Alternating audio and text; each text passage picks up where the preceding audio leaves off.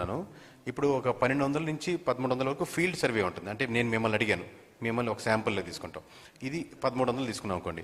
ఇలా కాకుండా ఒక 200 శాంపుల్స్ వరకు ఉంటాయి. ఆ 200 శాంపుల్ నేను చెప్తాను స్టోరీ, దాని వెయిటేజ్ మీరు చెప్పండి. నేను అంటే ఇప్పుడు మీరు వచ్చిన లీడ్స్ ఆ మండలానికి వెళ్ళి ఒక వ్యక్తిని కలిశారు. ఆ వ్యక్తి 40 సంవత్సరాల నుంచి రాజకీయాల్లో ఉన్నారు, మొత్తం తెలుసు. ఆయనతో టీ తాగుతానో లేకపోతే అన్నం తింటునో భోజనం చేస్తున్నాం, ఆయనతో ఒక 15 నిమిషాల నుంచి ఒక గంట సేపు లేదా 2 అవర్స్ గడిపిన తర్వాత ఆయన చాలా ఇన్ఫర్మేషన్, ఆయన 40 సంవత్సరాల ఇన్ఫర్మేషన్ మనకు చెప్పాలని చూస్తాడు.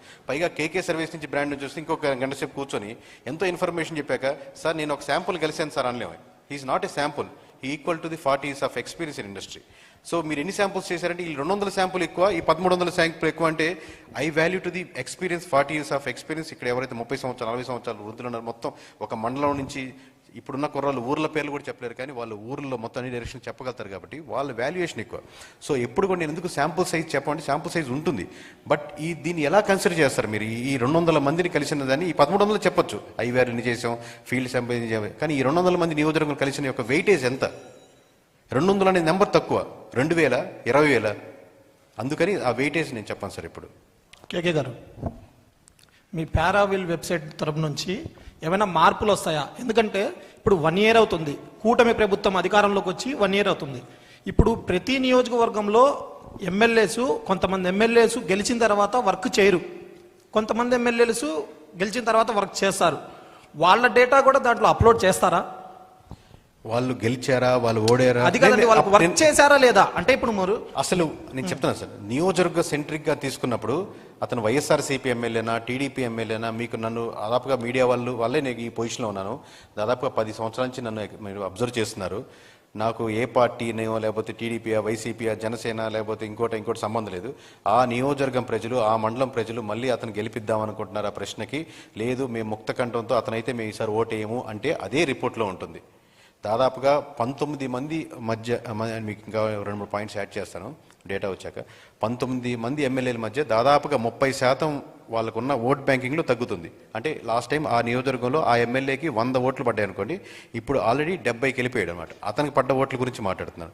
ఈ విధంగా 19 మంది ఉన్నారు. నేను 30% గురించి మాట్లాడుతున్నాను. మరి 25%, 5%, 10% వస్తే ఇంకా ఎంత వేరియేషన్స్ వస్తాయి? అంటే అలాగే చెప్పండి. ఇప్పుడు మీరు సర్వే చేసేటప్పుడు ఈ నియోజకవర్గంలోకి వెళ్ళి, ఈ విలేజ్కి వెళ్ళి, మండలాలకి ప్రతి చోట తిరుగుతారు.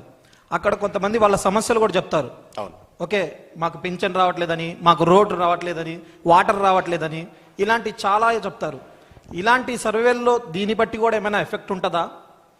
అదే సార్, ఇప్పుడు ఎప్పుడైనా సరే కోర్గా ఉన్నాయి అంటే నేను ఇంకా అసలు సమస్య లేదు ఆలోచించనని ఓట్ బ్యాంకింగ్ పెద్ద కాదు, కానీ న్యూట్రల్గా ఉండే ఓట్ బ్యాంకింగ్ నాకు రోడ్డు కావాలని, మున్సిపాలిటీ బాగుండాలని, ఊరు చెత్తంతా రోడ్డు అవతలే వేస్తున్నారని, అసలు మాకు ఎన్ని ప్రామిసెస్ చేశారు వీళ్ళు, ఇస్తారా ఇవ్వట్లేదా అని చెప్పి వీటి మీద రోజుకి ఎఫెక్ట్ పడుతుంటుందండి. ఫస్ట్ ఇయరే కదా, సెకండ్ ఇయరే కదా ఉండదు. Everyday is value. మీకు మధ్యాహ్నం తింటే మళ్ళీ రాత్రి ఆకలి అవుతుంది, రాత్రి తింటే పొద్దున ఆకలి అవుతుంది. Everyday is important. మీ మనసుకి మీ ఇంట్లో ఒక సమస్య వచ్చినప్పుడు, ఎప్పుడో జరిగింది అనుకోరు కదా, ఆ సమస్య ప్రతి ఒక్కటి ఎక్కువ జరుగుతుంటే ఇందాక సార్ చెప్పినట్టుగా ప్రభుత్వాలు మారిపోతూ ఉంటాయి ఎక్కడైనా సరే. కేకే గారు హియర్ అండి, ఇప్పుడు ఇందాక మీరు చెప్పారు 7% జూనియర్ ఎన్టీఆర్ అండ్ 11% వచ్చేప్పటికి జగన్మోహన్ రెడ్డి గారు అన్నారు. కాదండి, మీకు ఓవరాల్ ఆన్ యావరేజ్గా ఏజ్ వైజ్గా చూసుకుంటే అన్ని ఏజ్లో 11% ఉంది. ప్లీజ్ ఎలాబరేట్, ఎందుకంటే ఇందాక మీరు చెప్పేప్పుడు నేను చెప్తాను, అందుకే మీకు డేటా వైజ్గా అదే క్వశ్చన్ చెప్తాను. జూనియర్ ఎన్టీఆర్ గారు కదా మీరు అడిగేది. ఏజ్ వైజ్గా చూసుకుంటే అండి, అంటే 18 నుంచి 25 సంవత్సరాలు, 26 నుంచి 40 సంవత్సరాలు, 41 నుంచి 60, 60+ ప్రతి ఏజ్ గ్రూప్గా డివైడ్ చేసుకుంటే ప్రతి దగ్గర 11.73, 11.78, 11.89, 11.49 అలా యావరేజ్గా కన్సిస్టెంట్గా ఉంది. అలా కాకుండా కూటమి వరకే తీసుకున్నాం అనుకోండి, కూటమికి ఓట్లు వేసిన, లాస్ట్ టైం కూటమి ఓట్లు వేసిన వాళ్ళు కూటమి తరపున నాయకుడు ఎవరు కావాలి అని కోరుకుంటున్న దానికి 7.72% మంది జూనియర్ ఎన్టీఆర్ కావాలని కోరుకుంటున్నారు. అదే పవన్ కళ్యాణ్ గారిని, అంటే కూటమి తరపున ఓట్లేసిన వాళ్ళలో పవన్ కళ్యాణ్ గారిని 39.53% వచ్చింది, నారా లోకేష్ గారికి 47.55% వచ్చింది. బట్ వైఎస్ఆర్సీపీకి వచ్చేసరికి, అంటే కూటమి తరపున లీడర్ ఎవరు ఉండాలని కోరుకుంటున్నారు అని వైఎస్ఆర్సీపీ వాళ్ళని అడిగితే వాళ్ళలో 33% నారా లోకేష్ గారికి వచ్చింది, 37% పవన్ కళ్యాణ్ గారికి వచ్చింది. ఇక్కడ జాగ్రత్తగా నోట్ చేసుకుని ఉండండి, 21.53 దిస్ ఇస్ ద హైయెస్ట్ అండి. వైఎస్ఆర్సీపీ వాళ్ళు కూటమి తరపున ఎవరు లీడర్ ఉన్న దాంట్లో 21% జూనియర్ ఎన్టీఆర్ గారికి వచ్చింది. సో సో నేను ఎలాగ స్టార్ట్ చేశాను కాబట్టి 2-3 పాయింట్లు నేను మీకు ఇంక్లూడ్ చేస్తానండి. అంటే లిక్కర్ పాలసీ మీద ఒక క్వశ్చన్, అంటే జస్ట్ చాలా అంశాలు ఉన్నాయి, జస్ట్ మీకు రిఫరెన్స్గా 2-3 పాయింట్లు చెప్తానండి. లిక్కర్ పాలసీ మీద లాస్ట్ టైం వైఎస్ఆర్సీపీది బాగుందా కూటమిది బాగుందా అన్న ప్రశ్నకి కూటమిది బాగుంది ఖచ్చితంగా అనుకునే వాళ్ళు 57.49% ఉన్నారండి. అదే వైఎస్ఆర్సీపీ నుంచి అపోజ్ చేసేవాళ్ళు 42.90, వైఎస్ఆర్సీపీ నుంచి స్ట్రాంగ్లీ అపోజ్ చేసేవాళ్ళు, సంవాట్ అపోజ్ చేసేవాళ్ళు, అంటే వైఎస్ఆర్సీపీ తరపు నుంచి వీళ్ళు 42.90 ఉన్నారు. ఇక్కడ లిక్కర్లో 2 రకాలు ఉన్నాయండి. లిక్కర్ పాలసీని సపోర్ట్ చేసే వాళ్ళు ఎక్కువ ఉన్నారు. పాలసీ సపోర్ట్ చేశాక లిక్కర్ షాప్స్ వచ్చాక ఎంటైర్ ఆంధ్రప్రదేశ్లో లిక్కర్ షాప్స్ నడుపుతున్న మీరు ఎవరితో అయినా మాట్లాడుతుంది, they are not at all satisfied. Entire liquor shops నడిపేవాళ్ళు, at the same time liquor shops ముందుగా నడుస్తున్న వాళ్ళు బెల్ట్ షాప్స్గా ఊళ్ళో నడుస్తున్నారు. ఎందుకంటే ఒక షాప్ నుంచి 3 షాప్స్గా ఉన్నప్పుడు ప్రజలు ఆల్సో నాట్ సాటిస్ఫైడ్ బికాస్ ఎక్కువ షాప్స్ పెరిగినాయి, ఎక్కువ బెల్ట్ షాప్స్ పెరిగినాయి. మీరు కాంట్రాడిక్టరీ పాయింట్ చూడండి. ఇక్కడ మీకు లిక్కర్ పాలసీ మీద వచ్చినప్పుడు కూటమి has got more percentage, but liquor shops వచ్చాక people are becoming negative on that process. So Jagan గారు అసెంబ్లీకి వెళ్ళాలా వద్దా అన్న ప్రశ్నకి కూటమి నుంచి 63.67% ఖచ్చితంగా వెళ్ళాలి అన్న వాళ్ళు ఉన్నారండి కూటమి తరపు నుంచి. అలాగే వైఎస్ఆర్సీపీ నుంచి 65.84%, 65.84% పీపుల్ ఆర్ జగన్మోహన్ రెడ్డి గారు ఖచ్చితంగా అసెంబ్లీకి వెళ్ళాలి అని కోరుకునే వాళ్ళు 66% వరకు ఉన్నారండి. అదే జనసేన నుంచి అయితే, అంటే కేవలం ఇప్పుడు మీరు చెప్పింది కూటమి నుంచి అన్నాను కదా, కేవలం జనసేన నుంచి చూసుకుంటే 36% వద్దు, అపోజిషన్ లీడర్ స్టేటస్ లేకుండా మీరు వెళ్ళకూడదు అని జగన్మోహన్ రెడ్డి గారు చెప్పేవాళ్ళు 36.67% ఉన్నారండి. జగన్మోహన్ రెడ్డి గారు అసెంబ్లీకి వెళ్ళాలా ఉండకూడదు అనే దాని ప్రశ్నకి.